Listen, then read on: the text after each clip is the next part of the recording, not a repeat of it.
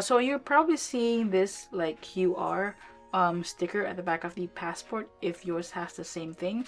We're gonna get to that in a minute, and I didn't want to just rip it off of the passport without showing you guys and without telling you all of the important information that comes along with getting your very first US passport.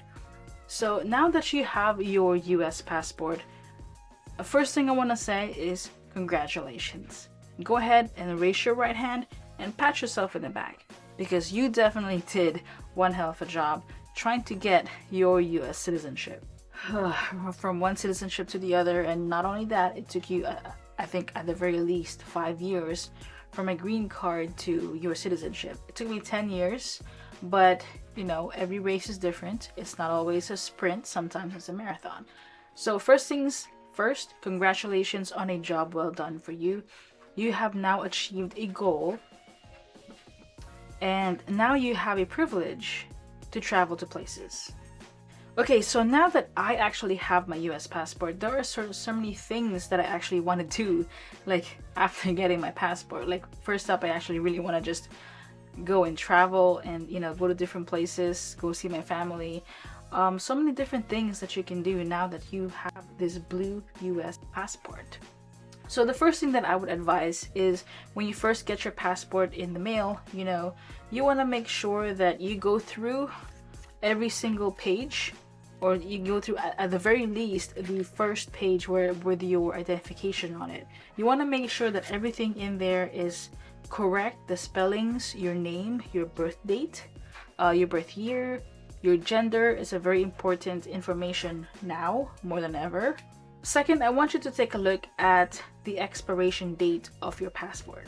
I know that they have the issue date on here, and I want you to look at the expiration date also, because you're going to want to keep that date in mind, because you want to have at least a 6 months of validity to your passport before your last or your next travel. I know you just got a passport, but if you keep on traveling throughout the how many number of years that your passport is valid for, make sure that you have at least a 6 months validity period before your passport expires. And what I'm gonna do is, if you have a smartphone, to set a reminder for your passport expiration on your calendar, so that way 6 months or at least in the same year, go ahead and do that renewal, because you never know, it may take up to 8 months to get a renewal. I don't know the process. That's gonna be the first time I'm gonna have to renew a US passport, so I don't know how long it will actually take. So when you get into all of that, the third thing that you probably want to do is make sure that you sign your passport. So on the page right after the information section of your identification, it's like a plastic little credit card thing, texture. There's a part where you have to put the signature of the bearer. You have to sign this in either black or blue ink. Like, don't use a marker, don't use, you know, use a pen, because you don't know what kind of optical variations a marker would cause to your passport. So I would suggest to just use regular pen.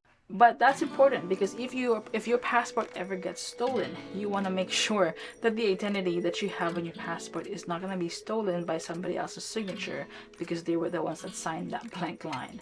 After your signature page, there's going to be another important information behind that.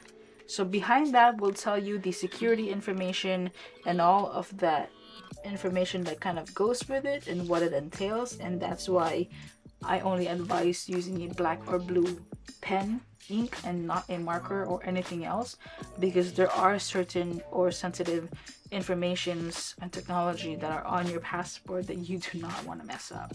So after that signature page, I'm not really going to talk about what the exact security information on that page, because I don't want to disclose that kind of information. Anyways, if you want to know more about your passport, If you want to know more information about your first US passport, click that subscribe button and hit the notification bell so that you can get notified every time I find out more new information about the US passport and I share that video along with you, so that way you'll know when that video is out. Because yes, I'm gonna need to find every single information about the US passport.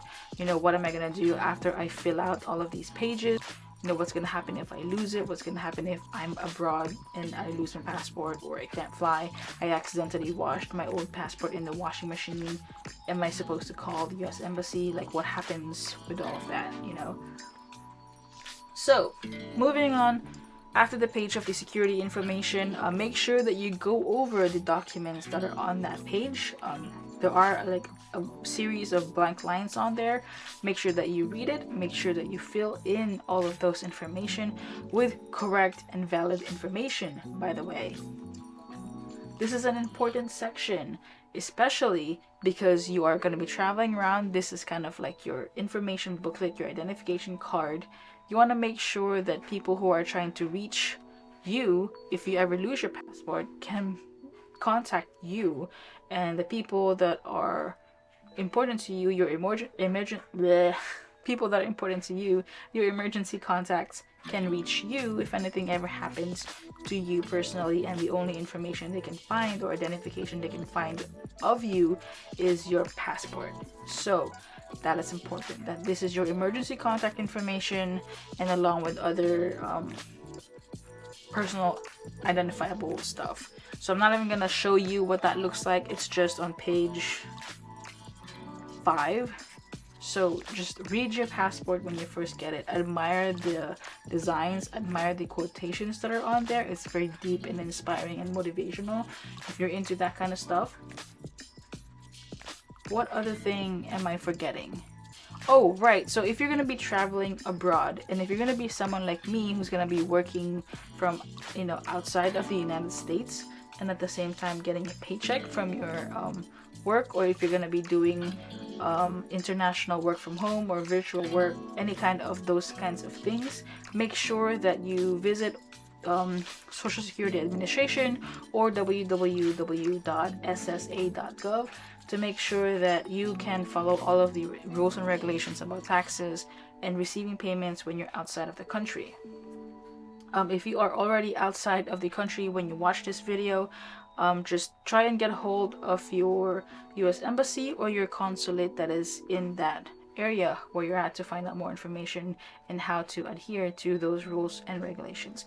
I don't know if any of those have changed before 2023 and now, but going forward, that might be something you want to keep in mind, that if you are going to be traveling outside of the country and you're going to be continuing to get paid with the US currency or work for the US government or for the US companies and whatnot, reach out to SSS or SSA, Social Security Administration, and make sure that you're following all the rules and you don't want to, you know, be viable for any taxes and penalties for not following the rules. So now that you are all set, go ahead and get ready. Look for your next destination, prepare to travel, go for an adventure. Once you have all taken care of everything that we have talked about in this video, start planning your next adventure, and now go towards your next goal. I really wanted to get it right, trying to find some balance in my